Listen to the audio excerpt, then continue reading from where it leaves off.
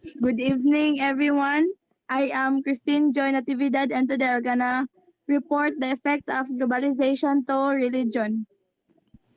Globalization, through advances in communication, transportation, and media, has reduced geographical boundaries, making the world more connected. This closeness allows people of different beliefs and cultures to interact easily. This only means that the world is becoming more connected because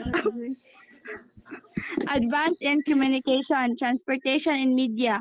People from different countries can talk, travel, and share information easily. It reduces the distance between nations and help us understand each other's culture and lifestyle. In short, globalization makes the world feel smaller and more united. Region, which means to bind together, spreads more widely because globalization breaks down barriers between nations. As a result, religions can reach and influence more people around the world, adapting it to new spaces and promoting shared beliefs and practices. Okay, okay. Religion is to bind together, and globalization helps it spread more widely. Since people can now connect easily across countries, different religions can reach people and share their teaching. This allows to grow in new places and promote understanding among people with different beliefs. Through globalization, faith can unite people around the world. So hello everyone, I'm Benjamin Aisan. I'm the reporter of the types of religious organization. First is the Ecclesia. So there are two types of church organization exist, which is the Ecclesia and the denomination. So Ecclesia, a formal part of the state with most citizens as member by birth. Ecclesia are formally integrated into the state, with membership often determined by birth. So, for example, if imong parents kay dira na jud kana na jud siya tapos pag ianak ka o dili na ka ay automatically member na ka na niya. So next is the denomination. Denomination are integrated into society but maintain separation from the state. Pluralistic societies often host multiple denominations. Membership is typically inherited unless kanang individuals convert or i-abandon nila ilang faith. Next is the mega church. Mega churches represent a recent trend focusing on meeting the needs of their members through various services and amenities. However, they face criticism for potentially hindering close relationship between member and clergy. Next is the sect. So, sects are smaller organizations that often challenge societal norms and may break away from larger denominations. They typically lack formal bureaucracy and trained clergy, and their worship is characterized by emotional expression. Over time, sects may evolve into denomination. Next,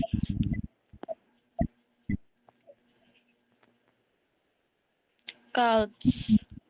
So, Kenny is cults are generally defined as small organizations that operate the odds with mainstream societal norms. While they share similarities with sects, distinctions lie in the origin, degree of secrecy, and leadership style. So, ang kalayan nila is ang kalayan is which is the tradition, secrecy, and leadership. Next.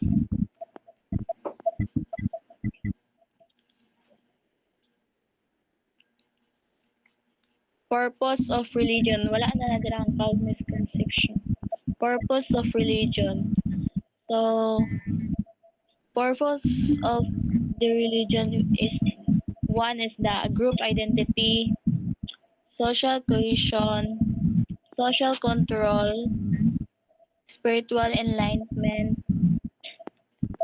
So, group identity. Religion fosters a sense of belonging and shared identity among its followers. It defines who they are, how they relate to others, and their place in the world. For example, Christians often identify themselves through symbols like pagpanguros, shared religious stories, and participation in church activities. Next is the social cohesion.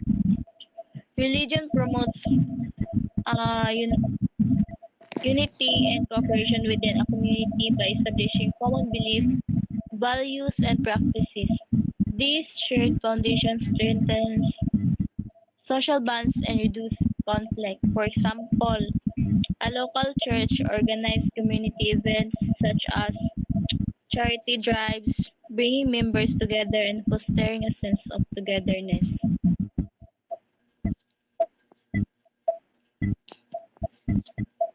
Ay, pangkatulo is social control. So religion serves as a moral compass, guiding individuals' behavior and encouraging them to adhere to. So, good evening everyone. So, I am Roel John Sarong. So, I going to report the relationship between religion and global conflict peace. So, globalization has strengthened religion importance as a source of identity and pride. It is upheld by the followers to achieve global recognition, and it is embraced by many people under charging circumstance. Sa baba o par. So globalization has turned religion into competing and conflicting system, dividing social practices into distinct frameworks. As a result, religions have become more cautious about identifying themselves as a word of religion. So the globalization had made religion more important for many people because it is give them a sense of identity and pride and belonging as so ang kuan ang word kay nahimo mas na kuan siya na more connected siya kay tungod sa religion. So ang globalization is also bringing challenges. It turned to religion into competing system. So naga kuan na kanang lahi-lahi man gyud ang mga religion kay lahi-lahi man gyud kanang mga tinuohan mo nang og katong sa pikas magbangga sila na kanang lahi-lahi sila tinuohan mo nang hinungdan sa conflict. So baba na par.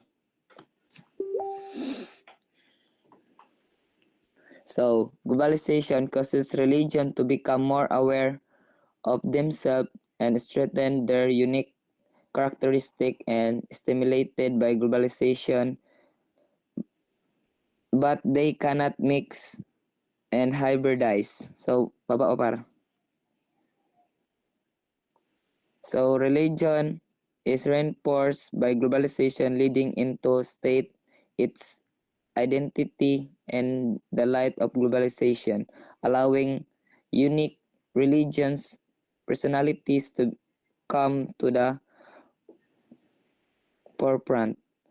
Assertion of the religious identities are a response to globalization. Claims of religious identity like nationalist striving are defense reaction.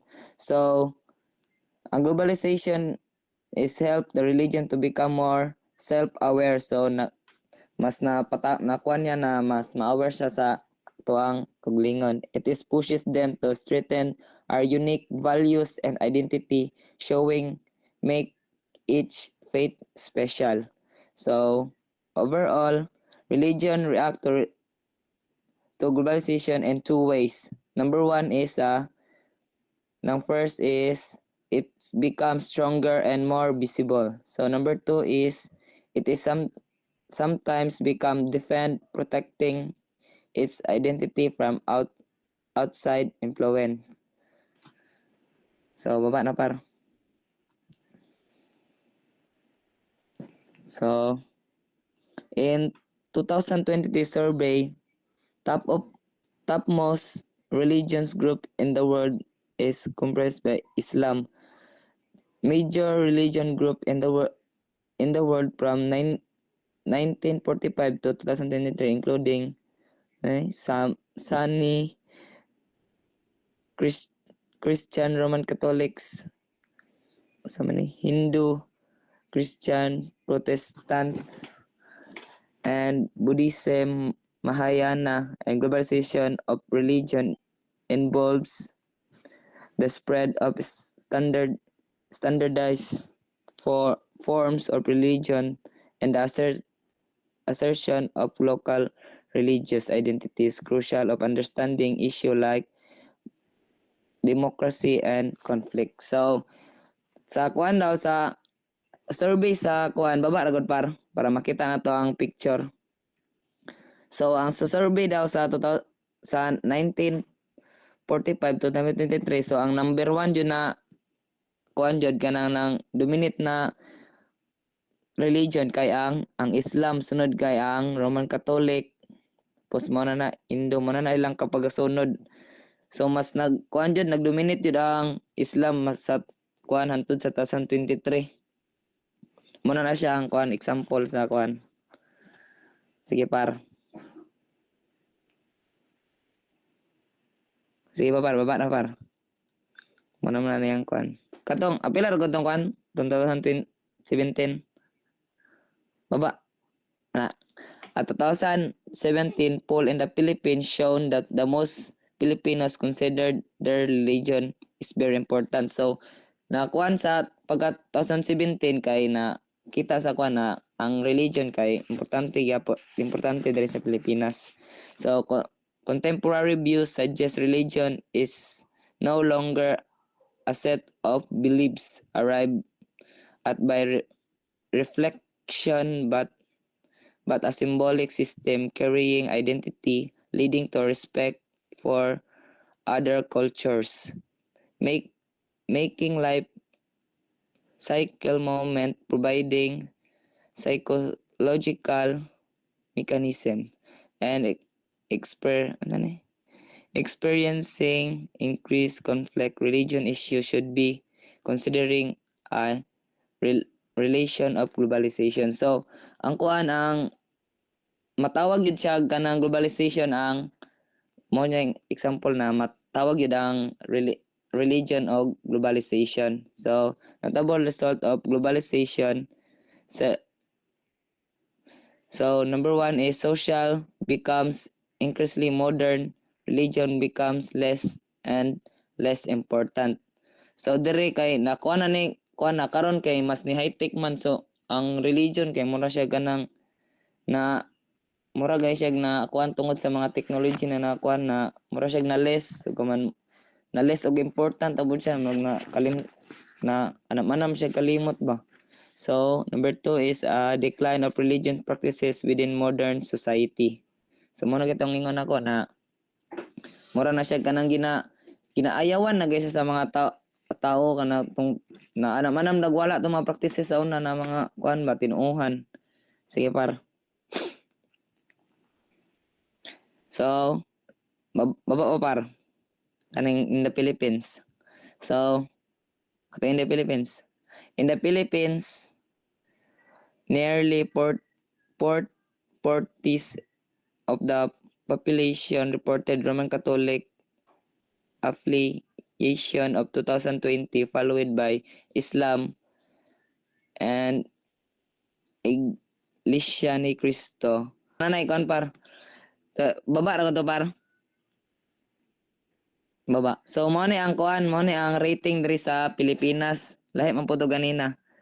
So ang kuan ang number 1 yun diri sa Pilipinas kay ang Roman Catholic. So na siya 75%, so mas daghan jud ang Roman Catholic, so gisundan pud siya og Islam sunod Iglesia ni Cristo. So mao na siya. So ibaba pa par. Okay. Mora to par. Salamat. Thank you.